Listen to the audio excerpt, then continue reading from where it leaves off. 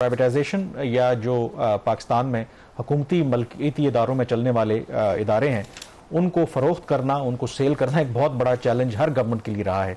लेकिन अब जो हुकूमत पाकिस्तान है, यानी कि मौजूदा गवर्नमेंट है, कम से कम एक वो काम करने में कामयाब हुए हैं और जो फर्स्ट वुमेन बैंक है उसको जो उसकी जो फ़रोख्त है उसकी मंजूरी दी है इस हफ्ते वफाकी काबीना ने। और शहबाज से इसके हवाले से पूछते हैं कि ये एक बहुत चल रहा है अभी तक, जितनी भी दावे हुकूमतें करती रही हैं, बावजूद तमाम रिफॉर्म सब कुछ करने के बावजूद कुछ नहीं हो सका। तो ये जो डेवलपमेंट हुई है, तो क्या ये एक उम्मीद की किरण है कि एक सिलसिला शुरू हो सकता है कि कामरान, हमारे जो मसाइल हैं वो आज भी अपनी जगह पे मौजूद है। निजकारी का जो मसला वो आज भी अपनी जगह पे खड़ा है। स्पेशल इन्वेस्टमेंट फैसिलिटेशन काउंसिल जो बनाई गई थी जिसका एक मकसद फॉरेन डायरेक्ट इन्वेस्टमेंट लेके आना था, वो भी अपना जो उसके अहदाफ थे हासिल नहीं कर पाई। अभी भी ये जो फर्स्ट वुमेन बैंक लिमिटेड एक छोटा बैंक है, हुकूमत का ये ज़्यादा मेजॉरिटी शेयर्स हैं हुकूमत के, इसके अंदर 82.64% शेयर्स हैं। बाकी कुछ जो प्राइवेट कमर्शियल बैंक हैं उनके पास शेयर होल्डिंग है।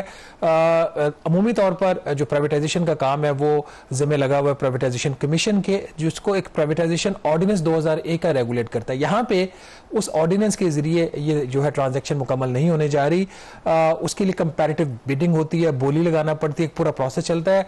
यहाँ पे हुकूमत ने डायरेक्ट नेगोशिएट किया, एक नया कानून बनाया गया था 2023 में, inter governmental commercial transaction act, जिसका मकसद ही यही था कि अब डायरेक्ट जो किसी फॉरेन गवर्नमेंट के साथ नेगोशिएट करके या फॉरेन गवर्नमेंट की नॉमिनेटेड एंटिटी के साथ नेगोशिएट करके आप कोई इदारा बेच सकते हैं। ये आप जरूर कह सकते हैं कि ये पहला स्टेप है, छोटा स्टेप है। हुकूमत भी इस चीज़ को एक्नॉलेज करती है कि छोटा स्टेप है, लेकिन अहम स्टेप है। अहम क्यों है और इसकी क्या ट्रांजैक्शन की डिटेल है, Nazir very briefly. First women bank limited 1989 में ये बैंक पाकिस्तान ने बनाया था। उसका मकसद ये था कि जो ख़वातीन में उनको कर्जे देने के लिए आसान जो कि उसके शराइत के ऊपर, ताकि उनके लिए उनको जो एक प्रैक्टिकल लाइफ है उसमें उनको इंटीग्रेट करना।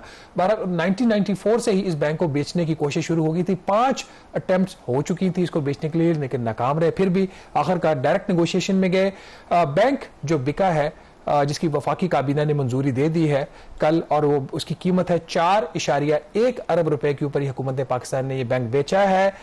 इसके जो टोटल शेयर्स जो है ये यूए की नॉमिनेटेड एंटिटी है, ये मेजॉरिटी गवर्नमेंट कंट्रोल एंटिटी नहीं है। यूए की international holding company IIC 330.1 million जो शेयर्स हैं वो उसको बेचने का फैसला हुआ है, जिसकी बाकायदा मंजूरी दे दी गई है। और फी शेयर जो कीमत है वो 12 रुपए 52 पैसे है। कहने को तो ये बहुत ही सस्ती और छोटी डील है। अगर डॉलर टर्म्स में देखा जाए तो 14.6 मिलियन डॉलर की ये डील है। इस वक्त इसकी अहमियत क्या है, क्या ये एक इफेक्टिव अच्छा सौदा हुआ है या बुरा सौदा हुआ, इसके ऊपर हम फाइनल कमेंट तो नहीं देंगे। लेकिन एक जो चीज कामरान इसके अंदर अहम है, इस वक्त स्टेट बैंक ऑफ पाकिस्तान जो है कोई नया कमर्शियल बैंक बनाने के लिए नया लाइसेंस इशू नहीं कर रहा। तो इस डील को ऐसे देखा जा रहा है कि ठीक है, एक ट्रांजैक्शन हुई है, हुकूमत इस बैंक को रिवाइव करने में नाकाम रही, अरसा दराज इसको बेचने की भी कोशिश होती रही, थ्रू कंपेटिटिव प्रोसेस नहीं बेच सके। तो इसलिए ये 4.1 अरब या 14.5 मिलियन डॉलर में ये बैंक इन्होंने अपने जो शेयर्स बेचे हैं।